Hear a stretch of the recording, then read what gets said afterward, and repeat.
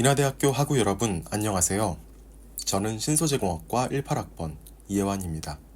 졸업을 한 학기 앞둔 지금 이번 CTL 공모전에서 여러분께 소개하고자 하는 주제는 전공 프로젝트를 성공적으로 수행하기 위한 저만의 학습 전략입니다. 발표의 목차는 다음과 같습니다. 먼저 저에 대한 간략한 소개를 드린 후 프로젝트 수행에 있어 체계적인 전략 수립의 필요성을 말씀드리겠습니다. 다음으로 전공 프로젝트의 종류와 각 프로젝트별 전략을 소개하고 이어 실제 사례를 분석하며 이러한 전략이 어떻게 효과를 발휘했는지 설명하겠습니다. 마지막으로 결론을 통해 내용을 정리하며 발표를 마치겠습니다. 우선 제 소개를 간단히 드리자면 저는 인하대학교 신소재공학과에 재학 중이며 현재 한국생산기술연구원 접합적층 부문에서 인턴으로 근무하고 있습니다. 반도체 패키징과 장비 관련 분야로의 취업을 목표로 하고 있으며 3년간 버스킹 동아리의 회장을 맡아 동아리를 이끌었던 경험과 정부 지원 사업의 사업계획서를 설계하는 근로활동을 통해 실질적인 성과를 낸 바 있습니다.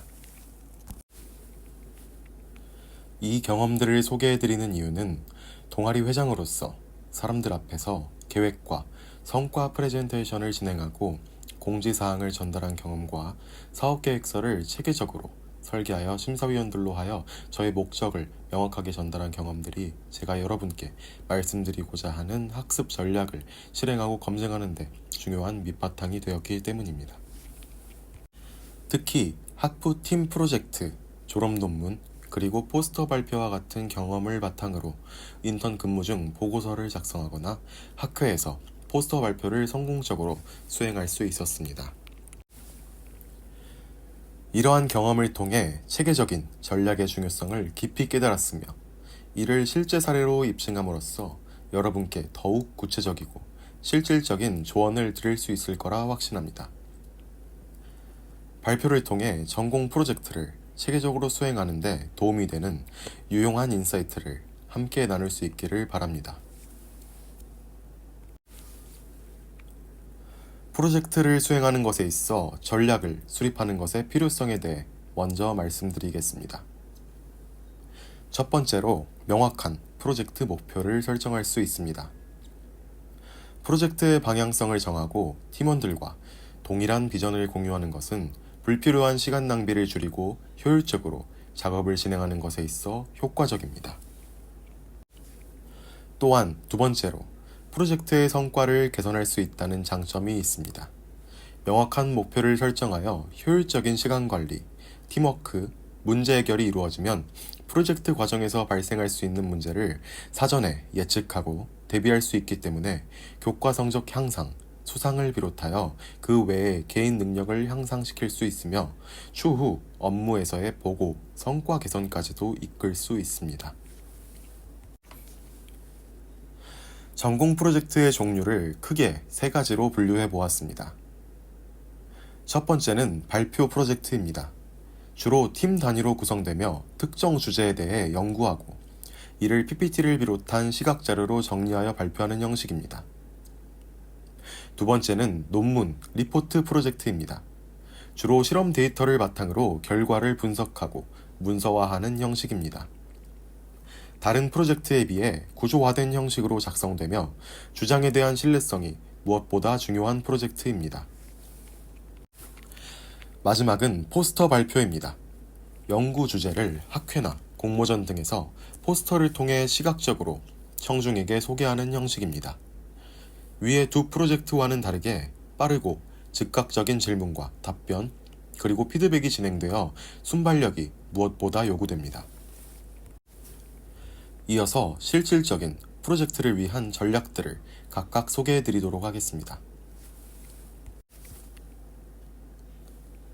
주제를 이해하고 자신감 있게 전달하라. 첫 번째는 발표 프로젝트입니다. 구두발표 프로젝트의 전략 세 가지는 주제에 대한 깊은 이해와 설득력 있는 구성, 사전의 질의응답 준비입니다. 발표자는 청중에게 주제의 배경과 목적, 연구 동향 등을 철저히 파악하여 자신감 있게 전달할 수 있도록 하여야 합니다. 또한 발표 구성은 방금 언급한 내용을 확실하게 전달하기 위해 논리적으로 구성되어야 합니다. 가장 대표적인 예시는 서론, 본론, 결론으로 나뉘는 것인데 이는 발표 주제의 성향, 목적, 그리고 발표회장의 분위기에 따라 유동적으로 계획하여야 합니다. 구두 발표가 마무리되면 Q&A 시간이 존재하는 것이 평균이기 때문에 예상 질문을 미리 리스트업 해보고 리허설 해보는 등 사전의 준비가 필수적입니다. 신뢰성을 확보하며 논리적으로 구성하라. 두 번째는 논문 리포트 프로젝트입니다. 논문 리포트 프로젝트의 전략은 한 단어로 말씀드릴 수 있을 것 같습니다. 바로 신뢰성입니다. 대학생활과 인턴 근무를 통해 가장 크게 깨달은 점은 레퍼런스가 없는 주장에는 신뢰성이 없다는 것이었습니다. 어떠한 주장을 하기 위해선 증거가 필요하고 데이터를 증명하기 위한 그 증거는 레퍼런스를 통해 근거로 내세울 수 있습니다. 우선 연구가 어떤 의미를 가지는지 명확하게 설명해야 할 필요가 있습니다. 그 후 실험을 통한 데이터와 자료를 선행 논문이나 학술 자료 등을 적극적으로 참고하여 뒷받침하고 자신의 주장으로서 만들어야 합니다. 핵심을 간결하게 정리하고 시각적으로 표현하라. 세 번째는 포스터 발표입니다.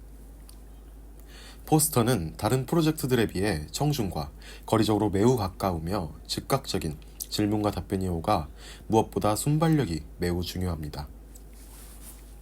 이를 위해선 자신의 연구, 주장에 대해 세밀하게 뒷받침할 근거를 준비해야 하며 명확한 주제를 전달하기 위해 포스터 구성의 시각적인 배치, 그리고 디자인이 매우 중요합니다. 추가적으로 연구에 대해 간단하게 설명해달라고 요청하는 청중을 위한 5분 이내에 간결한 발표를 준비하는 것도 필수적입니다. 지금부터는 각 전략들이 어떠한 방식으로 활용되어 성과를 개선시킬 수 있었는지를 실제로 제가 진행했던 프로젝트들로 예를 들어 설명드리겠습니다. 발표 프로젝트를 진행하는 것에 있어서는 명확한 주제 설정이 선행적으로 이루어져야 합니다. 특히 전공 과목 팀 프로젝트에서의 자료조사의 경우 많은 학우분들께서 연구의 주제를 이해하기 위해 팀원만 정해진 상태에서 아무것도 알지 못하는 상태로 보통 진행하시는데 이것이 아닌 주제를 명확히 이해한 뒤 발표 자료만을 위해서 진행되어야 합니다. 또한 발표 프로젝트에서 설득력 있는 구성을 위해 정량적 데이터를 활용하고 다양한 분석법을 활용하여 주장을 뒷받침하는 것도 필요합니다. 저는 이러한 방식들을 통해 전공 과목 팀 구두 발표 프로젝트에서 항상 좋은 성적을 거둘 수 있었으며 근로장학생으로 근무하며 국가 지원 사업에 총 2회 최종 선정되는 결과를 이룰 수 있었습니다. 두 번째로 졸업 논문, 학회 포스터 발표 사례입니다. 저는 학사 졸업 논문 발표와 국제, 국내 학회에서 포스터를 발표하는 데 있어 철저한 데이터 분석, 레퍼런스 확보, 이 두 가지 전략을 주로 활용하였습니다. 논문과 포스터의 경우 앞선 팀 발표 프로젝트의 경우보다 학술적인 신뢰성이 더욱 요구됩니다. 명확한 조건을 설정하고 분석을 통해 시각화한 데이터를 철저히 분석하였으며 수십 개의 논문 레퍼런스를 통해 제 주장의 신뢰성을 확보하였습니다. 해당 전략들을 체계적으로 활용하여 논문 발표 우수상을 수상할 수 있었습니다. 결론으로 오늘의 발표를 마무리하겠습니다. 각 프로젝트는 그 목표와 형식이 다르기 때문에 각각에 적합한 알맞은 전략을 적용해야 성공적인 내용 전달과 프로젝트의 결과를 극대화할 수 있습니다. 그럼에도 공통적으로 제가 가장 강조드리고 싶은 부분은 어떤 프로젝트에서든 충분한 레퍼런스 조사와 이가 바탕이 될 때 자신의 주장과 발언이 신뢰성을 가진다는 것입니다. 프로젝트는 단순한 학문적 작업이 아니라 실제 문제 해결을 위한 중요한 경험입니다. 전공 프로젝트들을 통해 학우분들께서 얻은 경험들은 앞으로 실무나 졸업 후 진로에 큰 도움이 될 것입니다. 따라서 제가 소개한 각 프로젝트의 특징에 맞는 전략을 알맞게 적용하여 효율적이고 성공적인 결과를 도출하는 경험을 이루실 수 있기를 간절히 바랍니다.